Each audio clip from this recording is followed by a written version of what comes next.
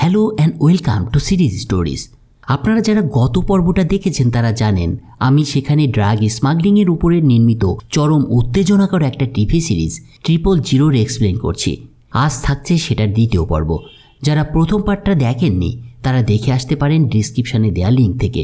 Must সেটা দেখে আসতেই হবে, না হলে এই পর্বটা দেখা বৃথা।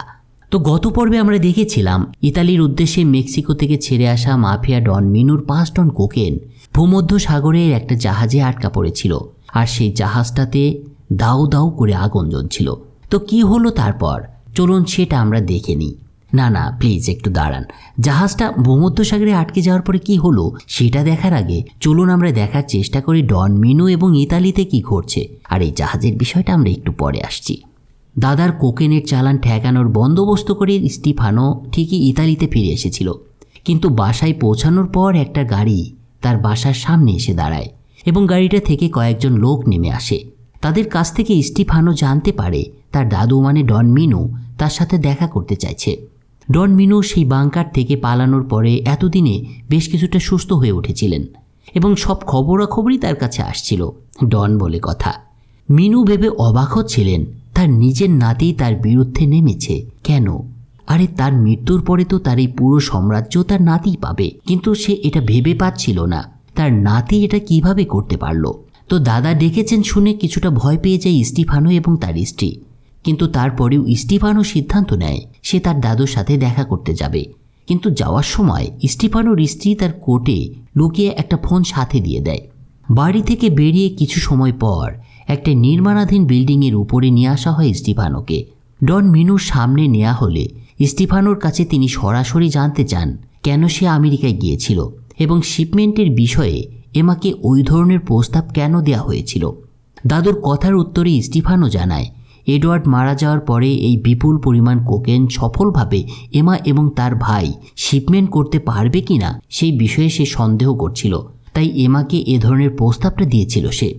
তার এই কথার উত্তরে বোঝাই যাচ্ছিল ডন মিনু খুশি হতে পারেননি, তবে তারপরেও ডন মিনু তার নাতিকে কিছু বলেননি।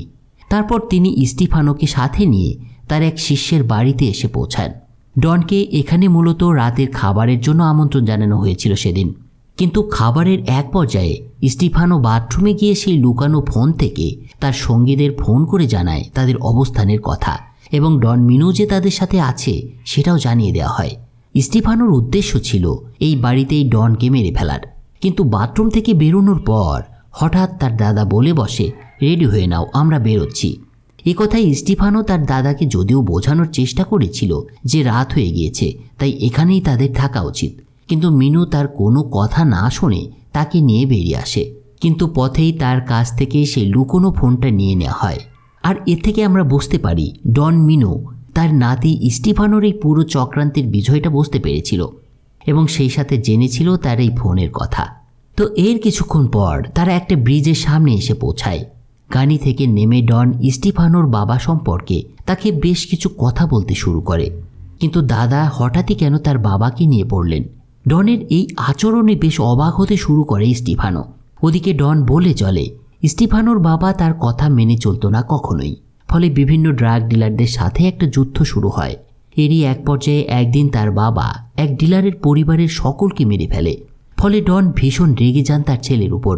পরিবারকে বাঁচানোর জন্য ডন মিনু সেদিন নিজের হাতে তার ছেলেকে খুন করেছিল। এই কথাগুলো শোনার পরে স্টিফানোর বিশ্বাস হতে চায় না, কিন্তু সে বুঝতে পারে তার দাদা তাকে মিথ্যা বলছে না, সে তার এই পুরো ড্রাগ সাম্রাজ্যের জন্য তার নিজের ছেলেকে বলি দিয়েছিল। তো এরপরে সেখান থেকে স্টিফানোকে একটা জায়গায় নিয়ে আসা হয়, আর একই সাথে স্টিফানো বুঝতে পারছিল হয়তো আজকেই তার জীবনের শেষ দিন হতে চলেছে। কিন্তু যখন সে একটা গাড়ির মধ্যে তার এক সহকারীকে হাত পা বাঁধা অবস্থায় দেখতে পায় তখন স্টিফানো বুঝতে পারে এখানে কিছু একটা ঘটতে যাচ্ছে। ঠিক এই সময় তার পাশে এসে দাঁড়ায় ডন মিনু। সে স্টিফানোকে বলে আমি চাই না তোমার বাবার মতো তোমার পরিণতি হোক, আমি নিজের হাতে আমার পরিবারের রক্ত আর ঝরাতে চাই না। আশা করি এখন থেকে তুমি বুঝতে পারবে কার পক্ষে তোমার থাকা উচিত। ডন মিনুর কথা শেষ হলে সেই গাড়িটাকে সেই বন্দি সহ জ্বালিয়ে দেওয়া হয়। এর মাধ্যমে স্টিফানো বুঝতে পারছিল মৃত্যুর কত কাছ থেকে সে ফিরে এসেছে। তো সেখান থেকে ডন মিনু, স্টিফানো এবং অন্যরা সেই বাড়িতে গিয়ে পৌঁছায় আবার, এবং রাতের খাবার শেষ করে সেদিন সেখানেই থেকে যাওয়ার সিদ্ধান্ত নেয়। কিন্তু একটু পরেই দেখা যায় একটা গাড়ি সেই বাড়ির সামনে এসে দাঁড়ায়। আর এরা ছিল সেই লোকগুলো যাদের স্টিফানো খবর দিয়েছিল তার দাদুকে মেরে ফেলার জন্য। কিন্তু এই পর্যায়ে চমকে যাওয়ার মতো একটা ঘটনা ঘটতে দেখা যায়। স্টিফানো তার দাদুকে এই পুরো বিষয়টা জানায় এবং পেছনের দরজা দিয়ে বের করে অন্য একটা গাড়িতে তুলে দেয় তাকে, এবং নিজেই একটা পিস্তল দিয়ে তার দেহের একটা জায়গায় গুলি করে। মূলত দাদাকে রক্ষা করার পর তার এটা করার কারণ ছিল নিজের উপরে সন্দেহটা দূর করা। গুলির শব্দে অন্যরা যখন তার কাছে এসে পৌঁছায় তখন সে মাটিতে পড়ে কাতরাচ্ছিল। স্টিফানোর ধারণা মতোই সবাই ধরে নেয় ডন মিনোর লোকেরা স্টিফানোকে গুলি করে পালিয়ে গিয়েছে। স্টিফানো এটা কেন করলো? তাহলে কি সে ভালো হয়ে গেল, নাকি সে তার দাদুর বিশ্বাস অর্জনের একটা চেষ্টা করছিল? সেই উত্তরটা কিন্তু অবশ্যই রয়েছে, সো দেখতে থাকুন। তো ইতালিতে যখন এসব চলছে, কিন্তু মেক্সিকোতে কি ঘটছে সেটা আমরা অনেক সময় ধরেই দেখতে পাচ্ছি না। তাই এবার চলুন আমরা মেক্সিকো থেকে ঘুরে আসি। তো দেখা যায় এরপরের দৃশ্যটা চলে আসে মেক্সিকোর মন্টেরিতে, মানে লেইরা ব্রাদার্সের এলাকায়। এই অঞ্চলের বিভিন্ন এলাকায় ছোট ছোট কিছু ড্রাগ ডিলার তাদের ব্যবসা বজায় রেখেছিল, কিন্তু ম্যানুয়েল লেইরাদের দলে ঢোকার পর সব কিছুর পরিবর্তন হতে শুরু করে দিয়েছিল। ম্যানুয়েল এবং তার ছোট্ট টিমটা খুব ভালোভাবেই জানত মেক্সিকোর সবচেয়ে সেরা প্রশিক্ষণ তারা নিয়েছে, তাই তাদের সক্ষমতার ব্যাপারেও এরা ভালোভাবেই জ্ঞাত ছিল। লেইরা ব্রাদার্সের দলে ফেরার একমাত্র লক্ষ্য ছিল টাকা উপার্জন, আর সেই মিশনটা তারা শুরুও করে দিয়েছিল। একদিন মন্টেরির শহরতলিতে এক ড্রাগ ডিলারকে খুন করে ম্যানুয়েল, এবং সেটার একটা ভিডিও ধারণ করে সে। এই ধরনের ব্যবসা যারা করে এরপর তাদের কাছে সেই ভিডিওটা পাঠিয়ে দেয়। এর মাধ্যমে ম্যানুয়েল মূলত অন্য ড্রাগ ব্যবসায়ীদের একটা ক্লিয়ার বার্তা দিতে চাইছিল যে এখন থেকে যদি ব্যবসা চালাতে চাও তবে সেটা লেইরা ব্রাদার্সের এজেন্ট হিসেবেই চালাতে হবে, তোমরা নিজেরা স্বাধীনভাবে আর ব্যবসা চালাতে পারবে না। যদি কেউ এটার বিপক্ষে যায় তবে তার পরিণতি হবে এর মতো, মানে ভিডিওতে যাকে শেষ করা হয়েছে তার মতো। ম্যানুয়েলের এ ধরনের কাজে ম্যানুয়েলের থেকেও বেশি খুশি হয়েছিল লেইরা ব্রাদার্স, কারণ তারা যেটা কল্পনাতেও আনেনি কোনো দিন সেটাই করে দেখাচ্ছিল ম্যানুয়েল এবং তার ছোট্ট দলটা। কিন্তু আমরা সামনে দেখতে চলেছি এই ম্যানুয়েলের নৃশংসতা আরও কী পরিমাণে সামনে বাড়তে চলেছে। আচ্ছা, এবার আসা যাক ক্রিস লিনউডের বিষয়ে, মানে সেই জ্বলতে থাকা জাহাজটাতে আটকে পড়া লিনউডের বিষয়ে। সেই জাহাজ এবং কোকেনের ভাগ্যে কি ঘটেছিল সেটাই তো আমরা জানতে চাইছিলাম গত পর্বের শেষে। তো চলুন দেখে নেওয়া যাক। জাহাজে আগুন লাগার পর ক্রিস বুঝতে পেরেছিল সব কিছু। সে জানত কোথা থেকে আগুনের সূত্রপাত হয়েছে, তাই নিজেই ফায়ার ফাইটার সেজে আগুন নেভানোর চেষ্টা করে সে। যদিও ক্রিস এতে পুরো সফল হয়নি, কিন্তু আগুনের বার বাড়ানি এবং চোখ রাঙানিটা অনেকটা কমিয়ে দিতে পেরেছিল সে। তবে এতে করে জাহাজের পাওয়ার সাপ্লাইটা বন্ধ হয়ে গিয়েছিল। পুরো জাহাজ একটা ভূতুড় জাহাজে পরিণত হয়েছিল। কিন্তু এসব সত্ত্বেও ক্রিস কিন্তু ভেঙে পড়েননি। জাহাজে থাকা ফ্লেয়ার গান দিয়ে সে চেষ্টা করেই যাচ্ছিল আশেপাশের কোনো জাহাজের দৃষ্টি আকর্ষণ করা যায় কিনা, এবং বলাই বাহুল্য একদিন সে সফলও হয়। তার জাহাজটাতে যখন স্যাবোটেজ করা হয় তখন এটা সেনেগালিস জলসীমার খুব কাছে এসে পৌঁছেছিল। তাই ক্রিসের ছোড়া ফ্লেয়ার গানের আলো সেনেগালের এক কোস্টগার্ড বোটে চোখে পড়ে। তারাই জাহাজটাকে উদ্ধার করে ডাকার বন্দরে নিয়ে আসে। কিন্তু ডাকার পোর্টে আসার পর ক্রিস জড়িয়ে যায় ভয়ানক একটা ঝামেলায়। যেহেতু জাহাজটার এই বন্দরে ভেড়ার কোনো কাগজপত্র ছিল না এবং অন্য ক্রুরাও মিসিং ছিল, তাই বন্দর কর্তৃপক্ষ ক্রিসের কাছে এই পুরো বিষয়টা জানতে চায় এবং ব্যাখ্যা চায়। কিন্তু দেখা যায় ক্রিস তাদের স্বাভাবিকভাবেই মিথ্যে বলে। সে জানায় জাহাজে আগুন লাগার পর অন্যদের বোটে উঠিয়ে দিয়ে সে একাই জাহাজে থেকে যাওয়ার সিদ্ধান্ত নিয়েছিল। কিন্তু তার এ ধরনের কথাই বিশ্বাস করছিল না কোস্টগার্ড। ফলে তারা তাকে বলে প্রতিটা কন্টেইনার চেক করা হবে এবং তারপরেই কেবল জাহাজটাকে ছেড়ে দেওয়া হবে। তবে এর জন্য কয়েকদিন সময় লাগবে তাদের। কোস্টগার্ডের এই আচরণে বেশ খানিকটা হতাশ হয়ে পড়ে ক্রিস, কিন্তু তার কিছুই করার ছিল না। ফলে অফিস থেকে সেদিন বেরিয়ে আসে ক্রিস লিনউড এবং এরপর সে তার বোন এমা লিনউডকে এই বিষয়টা জানিয়ে একটা খবর পাঠায়। তবে এর মধ্যেই তার অবস্থা ক্রমেই খারাপ হয়ে যাচ্ছিল। তার হাঁপানি রোগের ওষুধ জাহাজে থেকে যাওয়ায় সেগুলো সাথে করে সে নিয়ে আসতে পারেনি। ফলে রোগটা তার মধ্যে মাথাচাড়া দিয়ে উঠছিল। তাই সে যখন একদিন একটা ওষুধের দোকানে তার ওষুধ কিনতে যায় তখন প্রেসক্রিপশন ছাড়া তাকে সেগুলো দেয়নি দোকানি।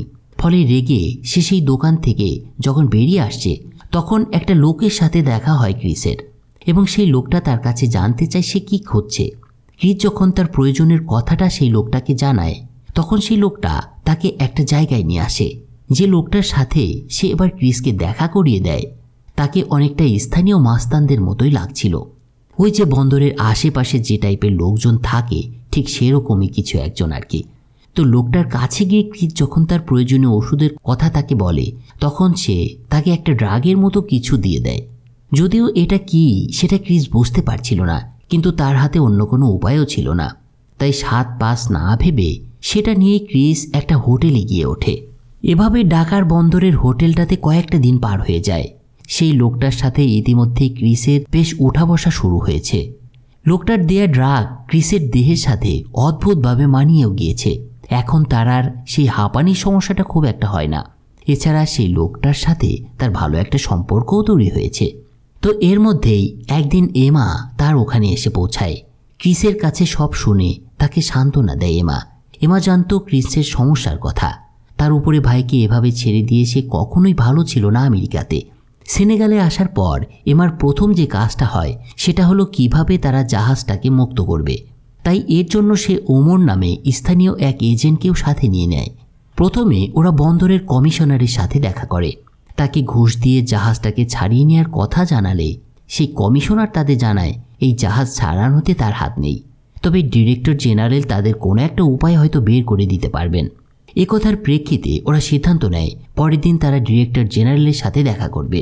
কিন্তু যখন তাদের ডিরেক্টর জেনারেলের সাথে দেখা হয় তখন সে বলে কন্টেইনারের প্রতিটা ক্যান নিখুঁতভাবে চেক করা হবে এবং তারপরেই এটা ছাড়া হবে।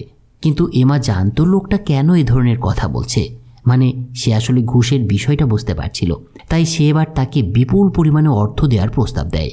আর এবারে স্বাভাবিকভাবেই কিছুটা নরম হয় বন্দর বস। তবে সে বলে আপনাদের জাহাজ অনেক ক্ষতিগ্রস্ত হয়েছে, এটার মেরামত প্রয়োজন।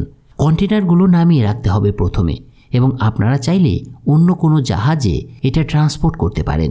পুরো বিষয়টা এবার এমাও বুঝতে পেরেছিল, তাই সে সিদ্ধান্ত নেয় কন্টেনারগুলোকে নামিয়ে রাখবে। তো সিদ্ধান্তটা নেওয়ার পর সেই কন্টেনারগুলো যখন নামানোর কাজ শুরু হয় তখন দেখা যায় আর একটা সমস্যা এসে হাজির হয়েছে। স্থানীয় পুলিশ কিভাবে যেন জানতে পেরেছিল এই কন্টেইনারের বিষয়ে। তাই ঢাকার পুলিশের এক অফিসার তাদের কন্টেইনারগুলোকে চ্যালেঞ্জ করে এবং তারা এগুলোর মধ্যে কি আছে সেটা চেক করার সিদ্ধান্ত নেয়। সেই সিদ্ধান্ত মতো নির্ধারণ হয় পরের দিন কন্টেইনারগুলো খোলা হবে। কিন্তু পুলিশের এই সিদ্ধান্তে এবার ভয় পেয়ে যায় এমা। এটা যখন সে ক্রিসকে জানায় তখন ক্রিস আরও একটা ভয়ানক সিদ্ধান্ত গ্রহণ করে। সেদিন সে এমাকে না জানিয়েই সেই লোকটার সাথে দেখা করে, মানে তার নতুন বন্ধুর সাথে। ক্রিস জানতো এই লোকের এই বন্দরে অনেক ক্ষমতা রয়েছে। তো ক্রিসের কথা শুনে সেই লোকটা একটা পরিকল্পনা তৈরি করে। বন্দরের কন্টেইনার ডিপোতে লোকটার পরিচিত অনেক লোক ছিল। সেদিন রাতে 2টো কন্টেইনার নিয়ে সে ক্রিসকে সাথে করে বন্দরে প্রবেশ করে এবং যে কন্টেইনারে কোকেনগুলো ছিল সেগুলোকে তাদের ট্রাকে স্থানান্তর করে নেয়। এরপর রাতের আধারে যখন তারা বন্দর থেকে বেরিয়ে আসবে তখন হঠাৎ পুলিশের টহল দলটা তাদেরকে দেখে ফেলে এবং তাদের পিছু ধাওয়া করে। কিন্তু এর সাঙ্গপাঙ্গদের সহায়তায় শেষ পর্যন্ত পুলিশের চোখকে ফাঁকি দিয়ে তারা সেই লোকটার আস্তানায় এসে পৌঁছায়। আসলে ক্রিসের সাথে তার একটা ডিল হয়েছিল আগেই। ডিলটা ছিল এরকম যে সে বন্দর থেকে এগুলো বের করে নিয়ে আসবে এবং তার পরিবর্তে তাকে কিছুটা কোকেন দিতে হবে। কিন্তু ক্রিসের এই পরিকল্পনাটার কথা যখন এমা জানতে পারে তখন সে তার উপরে ভীষণ রেগে যায়। কিন্তু তারপরেও সমস্যা ছিল একটা, সেটা হলো ঢাকারে আপাতত পুলিশকে ফাঁকি দিতে পারলেও এই কন্টেইনারগুলোকে অন্য কোনো বন্দরে নিয়ে যাওয়াটা সহজ কাজ ছিল না তাদের জন্য। আর এটা নিয়েই এমার বেশি দুশ্চিন্তা হচ্ছিল। তবে তার এই দুশ্চিন্তার সমাধান করে দেয় ওমর, মানে তার সাথে সেই লোকটা। সে সেদিন এমাকে বলে যদি তাদের কোকেনগুলো পৌঁছাতেই হয় তবে এখান থেকে তাদের প্রথমে মালিতে যেতে হবে।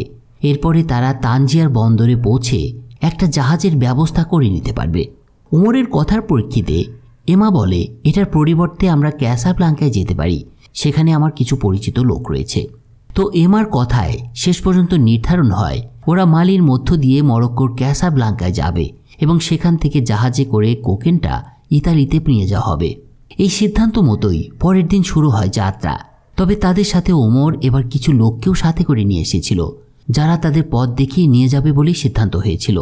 তো এরা যখন যাত্রা করেছে সাহারা পার হয়ে মালির উদ্দেশ্যে, ঠিক তখন ইতালির ক্যালাব্রিয়াতে দেখা যায় আহত স্টিফানোকে তার লোকজন একটা ডেরায় নিয়ে এসেছে। সেখানে তার ক্ষতে শুশ্রূষা করার সময় যে তার ক্ষতটা সেলাই করছিল হঠাৎ তার কিছু একটা নজরে পড়ে। স্টিফানোর ক্ষত দেখে সেই লোকটা বুঝে যায় এটা স্টিফানো নিজেই করেছে, কেউ তাকে গুলি করেনি। অর্থাৎ স্টেফানো ডন মিনুকে বাঁচিয়েছিল, এটা বুঝে যায় এরা। এবং এই সন্দেহের কথা তাকে নিয়ে আসা লোকদের কাছে সে বলে দেয়। এই গ্রুপটা ছিল ডন মিনুর বিপরীত একটা গ্রুপ। এরা চাইছিল ডন মিনুর পরিবর্তে স্টিফানোকে তাদের নতুন ডন বানাতে। কিন্তু এবার যখন তারা এটা শুনতে পায় তখন স্টিফানোর উপরে ক্ষেপে যায়। তো এদিকে এরপরে কি ঘটতে চলেছিল সেটা আমরা একটু পরে দেখছি। অন্যদিকে দেখা যায় এমা এবং তার গাড়ি বহর সাহারা পাড়ি দিয়ে যখন মালির সীমান্তের কাছে এসে প্রবেশ করে তখন একটা জেহাদি গ্রুপের হাতে ধরা পড়ে যায় ওরা। কিন্তু যখন ওমর তাদেরকে বলে তারা সাথে করে কি নিয়ে যাচ্ছে তখন গ্রুপটা তাদের কাছে 100 কেজি কোকেন দাবি করে। জীবন বাঁচানো এবং পথের ক্লিয়ারেন্স পাওয়ার জন্য এমা বাধ্য হয় তাদের কোকেন দেওয়ার প্রস্তাবে সাড়া দিতে। এই মালিয়ান বিচ্ছিন্নতাবাদী গ্রুপটা তাদের একটা শহরে এরপর নিয়ে আসে। কিন্তু শহরে প্রবেশের পর তাদের আচরণে কিছুটা পরিবর্তন লক্ষ্য করা যায়। ক্রিসকে কিছু অস্ত্রধারী লোক গাড়ি থেকে নামিয়ে নিয়ে যায় এবং এমাকে পাশের একটা বিল্ডিংয়ে বন্দি করে রাখা হয়। এই লোকগুলোর আচরণে এমা ঠিক বুঝতে পারছিল না এদের কোকেন দেওয়ার কথা সে স্বীকার করার পরেও এরা কেন তাদের সাথে এমন আচরণ করছে, আর ক্রিসকেই বা কোথায় নিয়ে যাওয়া হলো। এই নানা রকম দুশ্চিন্তা নিয়েই সেই দিনটা পার হয় এমার। পরের দিন দুপুরের দিকে হঠাৎ কিছুটা তৎপরতা লক্ষ্য করে সে। এমা শুনতে পায় যে দলটা ক্রিসকে সাথে করে নিয়ে গিয়েছিল তাদের সবাই ড্রোন হামলায় মারা গিয়েছে। আর বলাই বাহুল্য এই খবরে খুব হতাশায় মুষড়ে পড়ে এমা। এর কিছু সময় পর হঠাৎ তার ওখানে ওমর তার 2 জন সহকারী নিয়ে এসে পৌঁছায় এবং এমাকে মুক্ত করে সাথে নিয়ে বেরিয়ে আসে। আসলে ওমর বুঝতে পেরেছিল এই দলটা তাদের প্রধানের মৃত্যুর শোক পালন করবে, আর সেই ফাঁকে তারা এমাকে মুক্ত করে এখান থেকে বেরিয়ে যাবে। কিন্তু বাইরে বেরিয়েই কয়েকজন জেহাদির চোখে পড়ে যায় 3 জন এবং এ সময় শুরু হয় তাদের মধ্যে গোলাগুলি। হঠাৎ একটা গুলি এসে ওমরের বুকে লাগে আর মাটিতেই পড়ে যায় ওমর। ঠিক সেই অবস্থায় এমা যখন ভাবছে তাদের মৃত্যু সময়ের অপেক্ষা মাত্র তখন হঠাৎ কোথা থেকে যেন একটা গাড়ি এসে দাঁড়ায় তাদের গ্যাঞ্জামের মধ্যে, আর গাড়ি থেকে বেরিয়ে আসে ক্রিস। তাকে দেখে এবার সে জেহাদি লোকগুলো গুলি থামিয়ে দিয়ে এগোতে শুরু করে তার দিকে। এরপর দেখানো হয় ক্রিসকে আসলে কোথায় নিয়ে যাওয়া হয়েছিল এবং সে কিভাবে আবার ফিরে আসলো এখানে। এই বিষয়টা দেখার জন্য আমাদের একটু ফ্ল্যাশব্যাকে ফিরে যেতে হবে। এই জেহাদি গ্রুপটার নেতা ছিলেন ব্রাহিমি নামে একজন। তার স্ত্রী এই শহরের পাশের একটা শহরে থাকত, কিন্তু সেই শহরটা মালিয়ান সরকারের সেনাদের দ্বারা নিয়ন্ত্রিত ছিল। ব্রাহিমির সম্প্রতি একটা পুত্র সন্তান জন্ম নিয়েছিল, কিন্তু নিজে জেহাদি হয় সেই শহরে গিয়ে স্ত্রী এবং সন্তানকে দেখার সুযোগ পাচ্ছিল না সে। কিন্তু যখন সে ক্রিসকে দেখতে পায় তখন তার মাথায় একটা আইডিয়া আসে। একজন ডাক্তারের ছদ্মবেশে ক্রিসকে সাজিয়ে ব্রাহিমি সেই শহরে প্রবেশ করে সেদিন এবং তার স্ত্রী এবং সন্তানের সাথে দেখা করে। কিন্তু তারা যখন ফিরে আসছিল তখন ফ্রেঞ্চ ড্রোন হামলায় মারা যায় ব্রাহিমির দলের সবাই, কিন্তু ক্রিস ভাগ্য জোরে বেঁচে যায়। অবস্থা কিছুটা শান্ত হলে সে দেখতে পায় ব্রাহিমি তখনও বেঁচে আছে। তাই ক্রিস তাকে সাথে নিয়ে ফিরে আসে এই শহরে। কিন্তু শহরে ঢুকেই সে গোলাগুলির মধ্যে পড়ে যায়, মানে এমা এবং ওমর এবং সেই বিচ্ছিন্নতাবাদী দলের গোলাগুলির মধ্যে। কিন্তু তারপরও গাড়ি থেকে নেমে সে অন্যদেরকে সাহস নিয়ে ব্রাহিমির কথা বলে। এবার দেখা যায় লোকগুলো তাদের লিডারকে ভেতরে নিয়ে যায় এবং সেই সাথে এমাদেরকে সেখান থেকে দ্রুত চলে যেতে বলে। একথার প্রেক্ষিতে সেখানে আর দেরি না করে ওরা আবার বেরিয়ে পড়ে। এমা আহত ওমরকে সাথে নিয়েই কোকেন সহ আবার সাহারার বুকে নেমে পড়ে। এখন আপনাদের মনে প্রশ্ন আসতে পারে এই মালিতে ফ্রেঞ্চ ড্রোন কোথা থেকে আসলো। আসলে মালির এই অঞ্চলে প্রচুর পরিমাণে ইউরেনিয়াম পাওয়া যায়, যেগুলো মালি সরকার এই জিহাদিদের মাধ্যমে ফ্রান্সের কাছে বিক্রি করত। কিন্তু ফ্রান্স চাইতো না এই বিচ্ছিন্নতাবাদীদের মাধ্যমে ইউরেনিয়াম কিনতে, কারণ বিভিন্ন জায়গায় এরা বোমা হামলার সাথে জড়িত ছিল। তাই ফ্রান্স এদের উপরে ড্রোন হামলা করে। বলাই যায় অনেকটা সৌভাগ্যবশত বেঁচে যায় সেদিন ক্রিস। কিন্তু রওনা হওয়ার কিছুক্ষণ পরেই রাস্তাতেই মারা যায় ওমর। এমা ওমরের গুরুত্বটা বুঝতে পেরেছিল, তাই লোকটার এভাবে মৃত্যুতে একেবারে ভেঙে পড়েছিল এমা। পথেই একটা জায়গায় সাহারার বালুময় ভূমিতে কবর দেওয়া হয় ওমরকে। এরপর অনেকটা নির্বিঘ্নেই এমা এবং ক্রিস তাদের ট্রাক দুটো নিয়ে এসে পৌঁছায় ক্যাসাব্লাঙ্কায়। ক্যাসাব্লাঙ্কা পোর্টে আগে থেকেই এমার পরিচিত কিছু চীনা অপেক্ষা করছিল। তারা এবার ট্রাক দুটোকে রিসিভ করে। এই যাত্রায় অনেক ঝক্কি ঝামেলা গিয়েছে এই 2 ভাই বোনের উপর। কিছু কোকেন ডাকারের সেই লোকটাকে দিতে হয়েছিল এটা ঠিক, তবে 100 কেজি ব্রাহিমিকে দেয়ার হাত থেকে রক্ষা পেয়ে গিয়েছিল অনেকটা ভাগ্যের জোরেই। তো এমা ক্যাসাব্লাঙ্কায় পৌঁছে তার লোকদের সাথে কথা বলার পর জানতে পারে একটা জাহাজের জন্য তাদের এখানে কয়েকটা দিন অপেক্ষা করতে হবে। তো এমা এবং ক্রিস যখন ক্যাসাব্লাঙ্কায়, তখন মেক্সিকোতে ঘটে চলেছে অন্য একটা ঘটনা। কী সেই ঘটনা, সেটা কিন্তু চরম মারাত্মক এবং শিউরে ওঠার মতো। তাই সেই চমকের সাক্ষী হতে চাইলে এখনই চ্যানেলটা সাবস্ক্রাইব করে রাখুন এবং পরের পর্বটার জন্য অপেক্ষা করুন। প্লিজ ফ্রেন্ডস, হতাশ হবেন না। এই প্রত্যেকটা পর্ব তৈরি করতে আমার কিন্তু কষ্ট হয়, আর এই কষ্টটা করি শুধুমাত্র আপনাদের জন্য, আপনাদের বিনোদনের জন্য। তাই প্লিজ চ্যানেলটা সাবস্ক্রাইব করে বেল বাটনটা টিপে দিয়ে রাখুন, যাতে পরের পর্বের নোটিফিকেশানটা আসার সঙ্গে সঙ্গে পেয়ে যান। তো সবাই ভালো থাকুন, ফিরছি খুব শীঘ্রই।